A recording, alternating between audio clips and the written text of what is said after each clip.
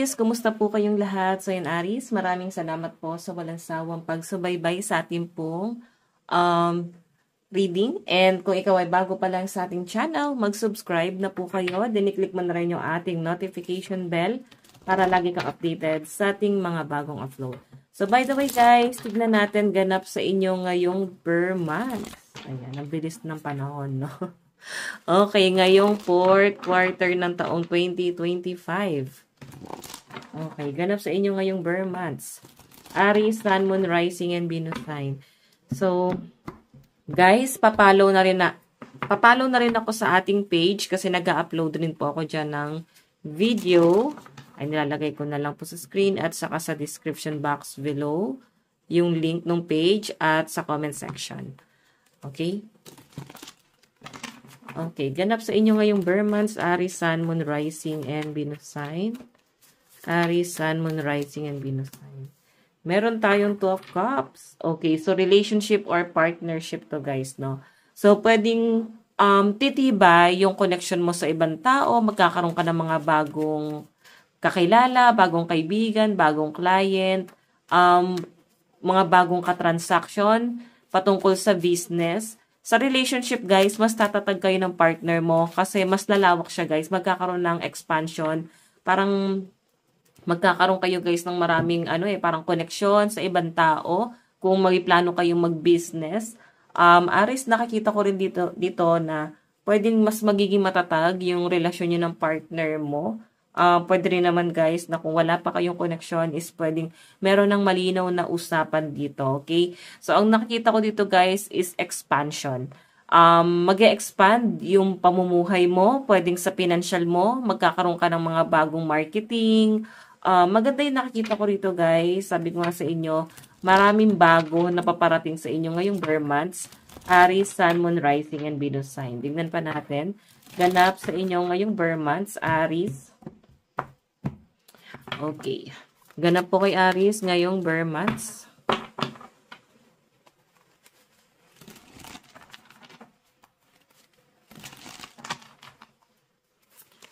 Aries, Sun, Moon, Rising, and Venus sign.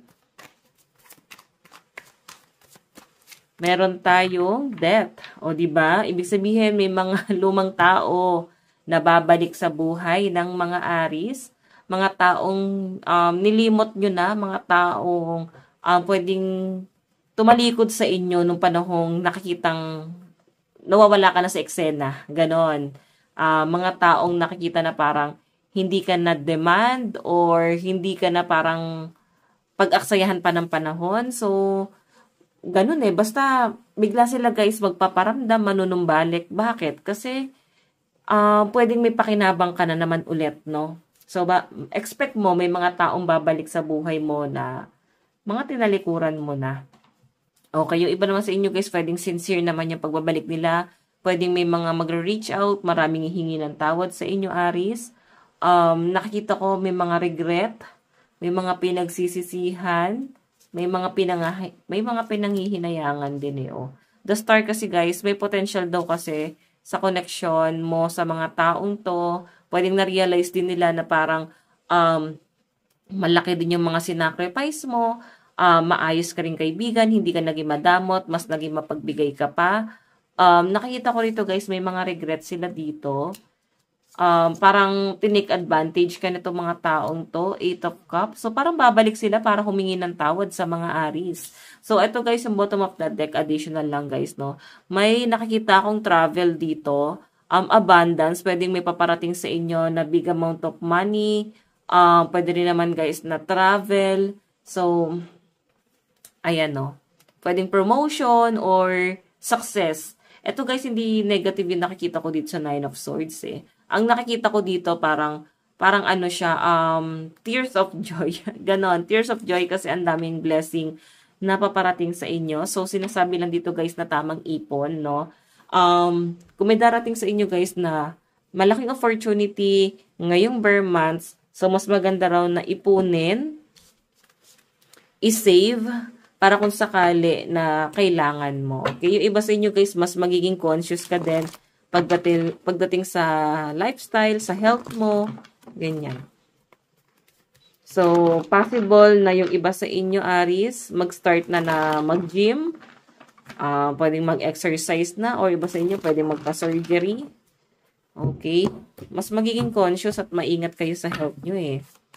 Tignan pa natin, Aries, Sun, Moon, Rising, and Venus sign. Aries, Sun, Moon, Rising, and Venus sign. Meron tayong The Hangman. May mga... Eto guys, wala talaga ako na-feel na negative, no? Ngayong Vermonths. Kasi tignan nyo, yung The Hangman kasi guys, parang ine-enjoy mo lang. Parang pa-swing-swing ka lang dito. And parang enjoy lang talaga yung buhay mo ngayong Vermonths. Pero guys, eto ha, may mga scenario sa inyo na parang hindi mo na alam kung ano talaga yung pakiramdam ng sobrang saya. Oo, siguro kasi parang na-feel mo na lahat, nagawa mo na eh. So, I think kailangan magkaroon ka ng pagbabago pagdating sa mga gusto mong gawin. Magkaroon ka ng libangan. So, alam mo yun, wag mo masyadong seryosohin yung buhay mo. Kailangan i-focus mo din yung isip mo sa bagay na pwede magpasaya sa inyo. Okay? Tingnan pa natin.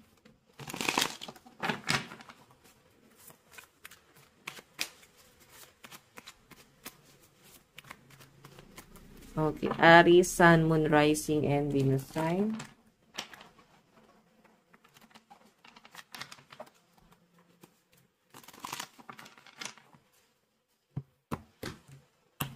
Okay, additional message. Okay, so Aries, family. Pwedeng mabigay mo yung pangangailangan ng family mo, no? Stability to. Tingnan mo naman. Pwede sa relationship nyo, guys, ng partner mo. Ano to eh, may paghahabol, no? Siguro meron siyang hinahabol. Meron siyang gustong mangyari pagdating sa connection nyo. So, parang nagmamadali itong person mo. I think parang surprise to para sa inyo, no? Kumbaga, meron siyang sasabihin or meron siyang gustong gawin pagdating sa relasyon nyo na maso-surprise ka. Pwedeng ano to, parang mabibigla ka sa pwedeng gawin niya. Siguro may mga pag-aalinlangan, mga ganong senaryo. Tingnan pa natin.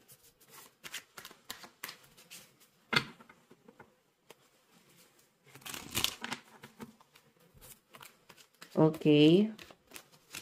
Meron tayong Ace of Cups. Wow, overflowing to guys. Tingnan mo oh. Ilalayo ka ni universe sa mga sinungaling na tao. Okay, ilalayo ka ni universe sa mga cheater, sa mga negative. Kasi gusto lang ni universe na puro masasaya lang yung pwedeng makuha mo or ma-experience mo ngayong Vermonths. Okay, so ayan guys, malakas ang energy ng mga ano dito na pwedeng kadil mo ngayong Vermonths is mga Cancer, Pisces, and Scorpio. Additional message para kay Aries. Aries. Meron tayong Two of Pentacles. Paninimbang to guys. So, yun na nga. Sabi ko sa inyo, mag-save. So, merong opportunity na paparating sa inyo. Pero sinasabi rin din dito guys na i-save mo yan. No? Huwag kayong ubos biyaya. Mas maganda na meron kang matagong savings. Ayan. May ma-save ka na pera.